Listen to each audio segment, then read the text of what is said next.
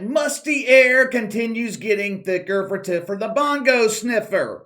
There are certain people who have unmatched resumes, people who have built up a level of respect over time that they've actually become bigger than the company. Now, these cases are very rare. I'm talking about the elite of the elite, the top 1% of the top 1%.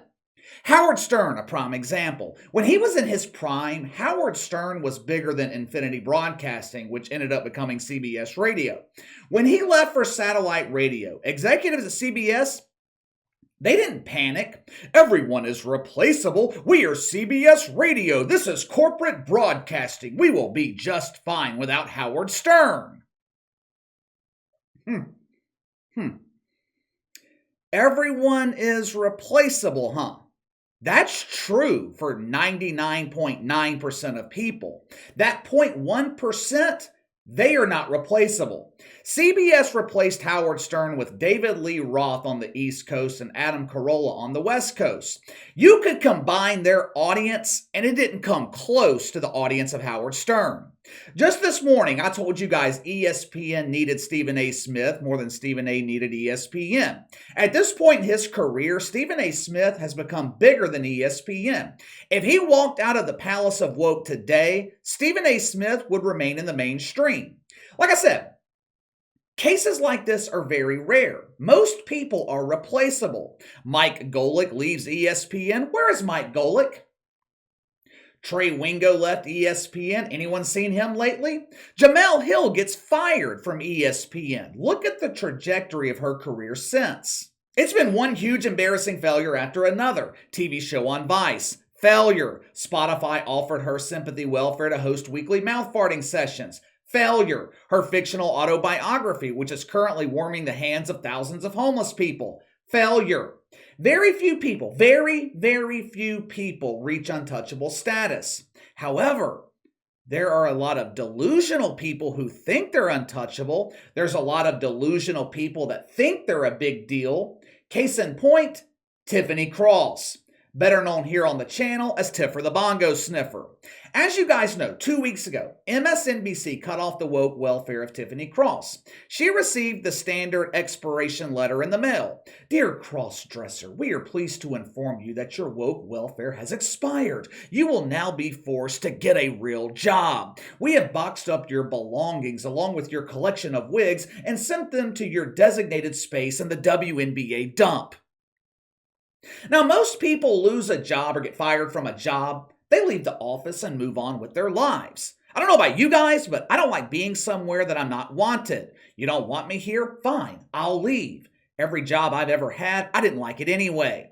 That's how the majority of normal people would handle the situation. But Tiffer is not a normal person. Matter of fact, Tiffer's not even a birthing person. She surpassed birthing person status long ago on her way to becoming a grade A shitfuck. There's only one way to understand how a shitfuck would respond to this situation, and that is putting on our trusty woke hat. Damn, this thing's dusty. Been a while since I put it on here. Okay. Now that we've got that situated, our minds are filled with rainbows and cucumbers, we can properly assess the situation. MSNBC, they didn't fire Tiffany Cross because she sucked at her job. They didn't fire her because she failed to draw an audience. No.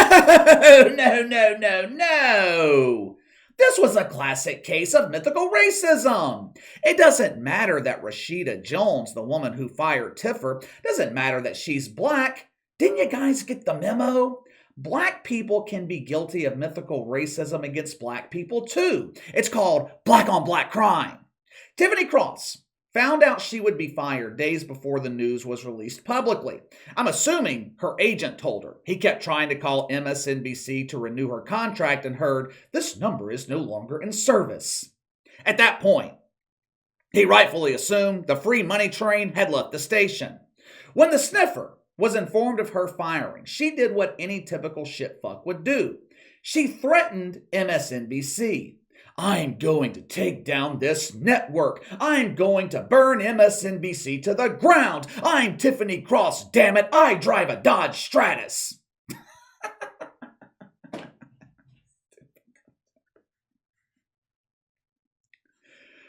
Wait a minute. Wait a minute. Let me get this straight. This professional bongo sniffer thinks that she is so powerful, so important, so influential, that she has the capability of destroying one of the biggest media companies in the world?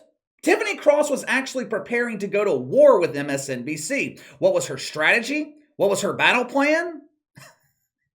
She called up Brigadier General Shay Sharp, leader of the woke army, asked for his best soldiers. Unfortunately for the Tiffer, Shannon Sharp, he just didn't think this battle was that important. Actually, he didn't think Tiffany Cross was important.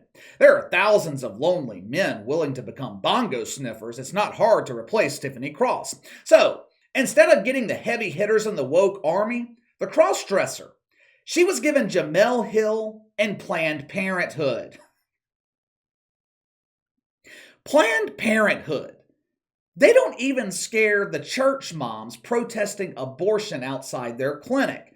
They're damn sure not putting fear in MSNBC. Smelly Jemele, Planned Parenthood, they sent a letter to Rashida Jones demanding a face-to-face meeting. They wanted her to atone for her sins with proper compensation. According to the woke commandments, the fine for firing a black woman, $500,000. Rashida Jones, she told them to insert the letter into the mythical racism complaint box, where it was immediately destroyed by a paper shredder. To my knowledge, Rashida Jones never granted Smelly Jemele this meeting. And who can blame her? When ESPN fired Jemele Hill, it cost them $20,000 to remove the stench from the studio. Rashida Jones, she didn't have the budget for that because for the last 2 years, Tiffany Cross was maxing out MSNBC's credit cards. Like I said when she was fired 2 weeks ago, the list of justifiable reasons for MSNBC firing Tiffany Cross, it wasn't just a mile long, it was miles long. They could use ratings to justify this firing. Tiffany Cross and her fellow brigaders, they like to claim that she drew 4.6 million viewers every month. No one in television calculates ratings on a monthly basis. Just out of curiosity, I fact-checked this claim. The sniffer was on MSNBC 4 times every month, averaging 548,000 viewers. I didn't need to contact Mina Kimes for this math. This equation, pretty easy to solve.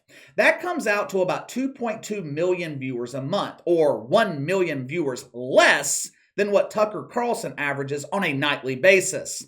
The Smelly Cross Connection also claimed the Tiffer was the highest rated weekend show on MSNBC. Jemele Hill has told anyone willing to listen, which is no one, that she was so perplexed and outraged that MSNBC would fire their highest rated weekend anchor. But once again, this claim was bullshit. Alex Witt, whose gender I was unable to confirm with a biologist, is actually the highest rated weekend show on MSNBC. Ratings for cross-dressing had gotten so bad, she was losing to CNN. No one loses to CNN. You could put a bongo-playing baboon on the air for 2 hours, he would beat CNN in the ratings. The only person unable to beat CNN was Tiffany Cross. According to the New York Post, the low ratings, the constant claims of mythical racism, the vulgar descriptions of people like Megyn Kelly and Clarence Thomas, those were just some of the reasons Tiffany Cross was fired. Now, I always say at the end of the day, the only color that matters is green. If you're generating enough revenue, you're given a lot of leeway. If you're not generating profit revenue, your ass is on the hot seat. Because of the multiple woke boxes she checked, Tiffany Cross thought she couldn't be fired. She also thought she was a celebrity. Yeah. A celebrity. She thought she was famous. She thought she was Rachel Maddow. She thought she was a millionaire. She thought wrong. A source from MSNBC told the New York Post, Tiffany Cross lived like she was making $5 million a year when she was only making $200,000. I guess she really does drive a Dodge Stratus. I know we joke around about woke welfare, but these shit fucks, they think they are entitled to live a life of luxury on someone else's money. Woke welfare is real. Tiffany Cross amassed over $100,000 in expenses on MSNBC's credit card. She was booking $1,000 a night rooms at the Four Seasons. Top executives at MSNBC, they're not using company money to stay in those rooms. She was taking trips to the Oscars, the Super Bowl, staying on Rodeo Drive. She called these trips work expenses. MSNBC called it fraud. Now, I'm not going to sit here and replay the litany of clips I've compiled over the years of Tiffany Cross being a complete shitfuck. At this point, you guys know exactly what this woman is about. She once said Van Jones and Sage Steele, a black man, a black woman. Tiffany Cross said they are not black voices.